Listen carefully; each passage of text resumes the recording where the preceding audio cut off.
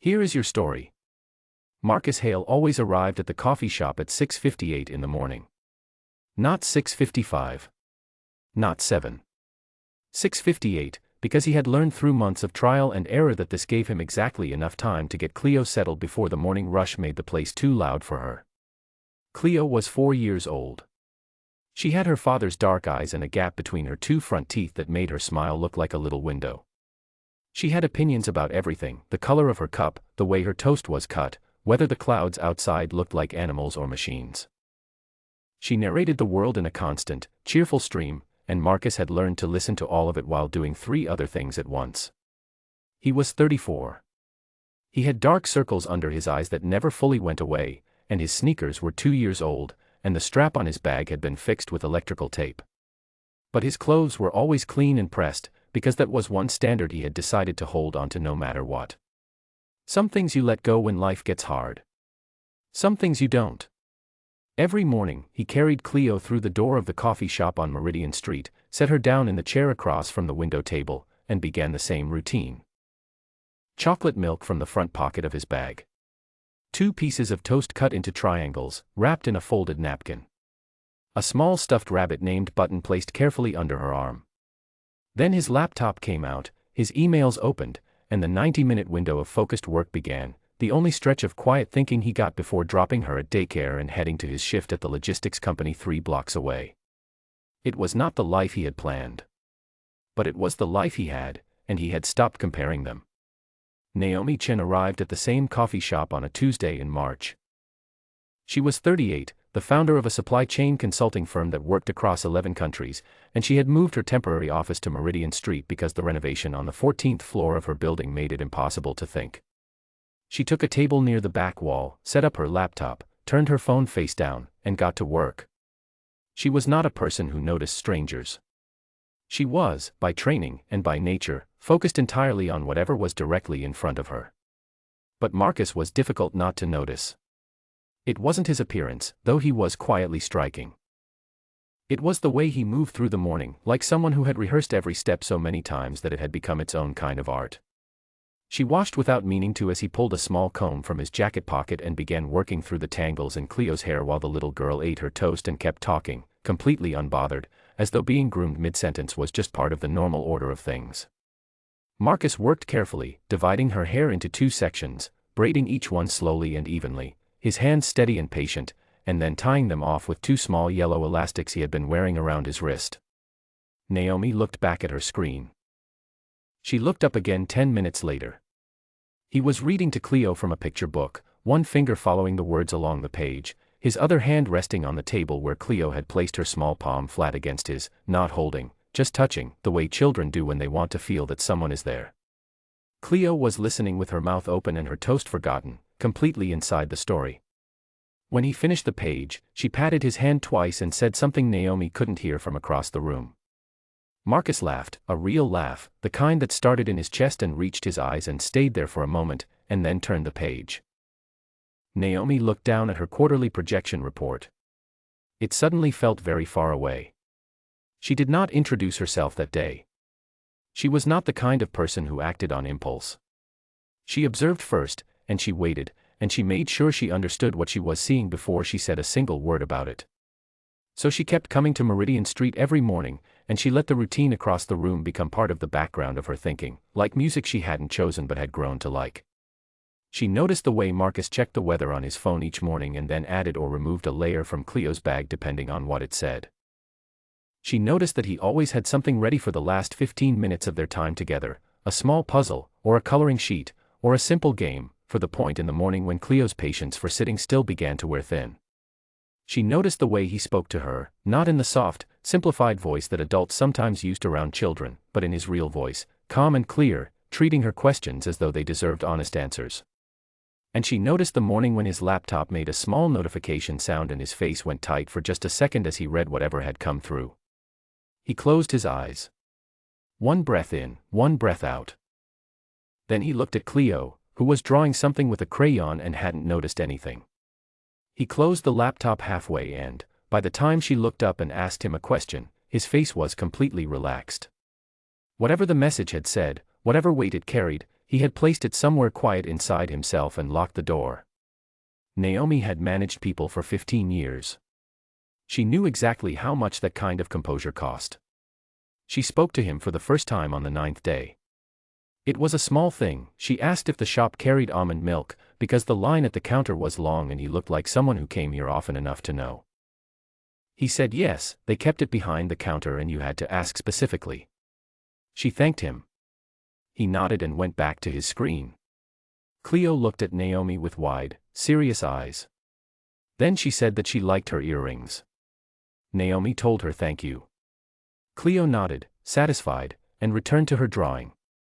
They spoke again 2 days later when the shop's internet went down. Marcus said something quiet under his breath and Naomi, without looking up from her own screen, mentioned that the outage usually lasted about 20 minutes and that the router was behind the counter if someone wanted to ask the staff to restart it.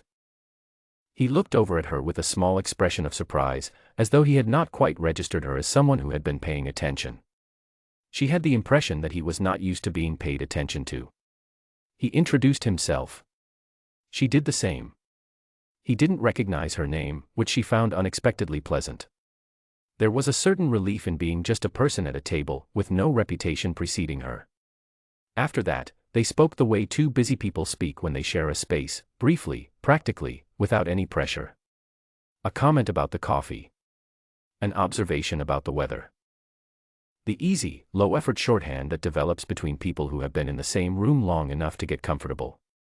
Cleo inserted herself into these conversations quickly and without ceremony, offering opinions on Naomi's laptop case, asking whether she preferred cats or dogs, and presenting her drawings for review with the confidence of an artist who expected serious feedback.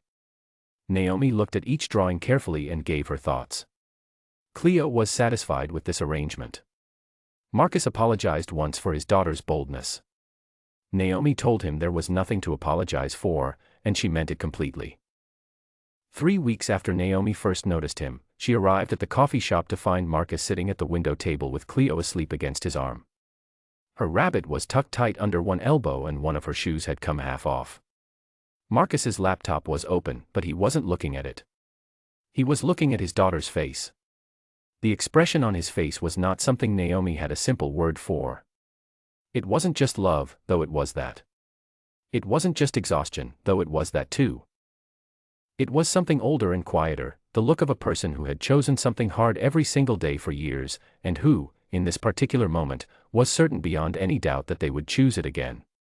Naomi got her order from the counter. She walked to her usual table.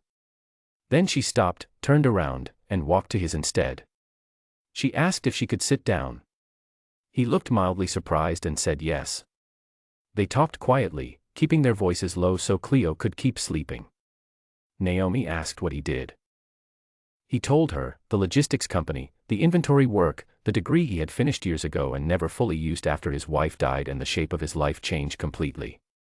He said it the way a person talks about a fact they have had long enough to accept, without self-pity and without drama. She asked if he had ever thought about returning to the kind of work he had trained for. He said he thought about it sometimes. The way you think about a road you turned away from, not with regret exactly, just with occasional curiosity about where it might have gone. She asked what he had studied. Operations management, he said. The logic of systems. How things move from one point to another efficiently, and what breaks down when they don't. He said it with the quiet enthusiasm of someone who genuinely cared about the subject but had learned, over time, to keep that care to himself. Naomi was quiet for a moment. Outside, the street was starting to fill with people heading to work. Cleo shifted in her sleep and settled again. Naomi told him she ran a supply chain consulting firm. His expression changed slightly. He knew the firm by reputation, even if he hadn't known her name. She told him that they had been looking for someone for a particular division. Someone with real operational instincts and practical logistics experience, not just theory. She told him she was not saying this out of kindness. She said she had watched him manage a full workload, a 4-year-old, a broken internet connection, and a difficult morning, all at the same time, without losing his composure once, and that she had interviewed many people over the years who could not manage one of those things with half as much steadiness. He looked at her carefully. Then he said he didn't want her to feel obligated by whatever she had seen in a coffee shop. She said she didn't feel obligated at all. She said she felt like she had been watching someone capable and serious be completely invisible to the world for longer than made any reasonable sense. He was quiet for a moment. He looked at Cleo, whose mouth had fallen slightly open in sleep. Then he looked back at Naomi. He said he would think about it. She took a card from her jacket pocket and slid it across the table. He picked it up, looked at it for a moment, and placed it in his jacket pocket, the same one where he kept the yellow hair elastics. He called on Monday. They met in her office on Thursday. He arrived 2 minutes early, which she noted. He was dressed carefully, in clothes that were not expensive but were chosen with attention. He sat across from her desk without fidgeting, and when she asked him questions, he answered them honestly, clearly when he knew something, directly when he didn't, without pretending the gap between them wasn't real. He talked about systems with the kind of quiet confidence that only comes from genuinely understanding something, not from having memorized the right vocabulary. He described solutions he had worked out in his current job, small, uncredited improvements he had made to inventory processes that had saved the company money they didn't know they were losing. He had been doing it without being asked, and without anyone noticing, because the habit of solving problems was simply too strong to turn off. Naomi had interviewed a very large number of people in her career. She knew within 20 minutes when she was sitting across from someone real. She offered him the position before he left the building. He accepted it with the same steadiness he brought to every other part of his life, and they shook hands, and she walked him to the elevator. When the doors closed, she stood in the hallway for a moment and thought about the morning she had first watched him braid his daughter's hair at 6:58 in the morning while answering emails and reading a picture book. She thought about the way he had locked something painful away behind his eyes so that his daughter wouldn't see it. She thought about how many mornings she had walked past people like him without seeing them at all. The doors of the elevator on the ground floor opened, and Marcus stepped out into the lobby. He walked through the front doors and out onto the street, and for a moment he just stood there in the afternoon light, his hands in his jacket pockets. Then he took a breath, straightened his shoulders, and started walking toward the daycare to pick up Cleo. She was at the door when he arrived, as she always was, her backpack on, Button the rabbit in one hand, her face breaking into the gap-toothed smile the moment she saw him. She launched herself at him and he caught her the same way he always did, like it was something he could do in his sleep, because by now he nearly could. She asked him how his day was. He told her it had been a very good day. Actually, he said, one of the best days in a while. She thought about this seriously, the way she considered everything. Then she told him she wanted ice cream. He told her that was an excellent idea. They went to the small place on the corner of Fifth that had the cups with the little paper spoons, and she got chocolate with rainbow sprinkles and he got plain vanilla, and they sat at the table by the window, and Cleo talked about everything that had happened at daycare, the painting she had made, the argument she had observed between two other children over a toy truck, the caterpillar someone had found near the garden fence. Marcus listened to all of it. He always did. When she finally paused to take a long pull from her chocolate milk, she looked at him across the table with her father's serious eyes and asked what they were celebrating. He told her that things were going to get a little easier. She considered this information. She looked at her ice cream. Then she looked back at him. She said she already thought things were pretty good. He looked at her the way he had looked at her that morning while she slept, with that quiet thing that had no easy name, the thing that was bigger than any single word for it. He told her she was absolutely right. Things were already pretty good. She got ice cream on her chin. He produced a napkin from his jacket pocket and leaned across the table and took care of it, quickly and without fuss, the way he took care of everything. The afternoon light came through the window and sat on the table between them, warm and unhurried, and Cleo went back to telling him about the caterpillar, and Marcus listened, and outside the city kept moving, indifferent and busy, the way cities always are, full of people living full lives in quiet rooms that no one thinks to look into.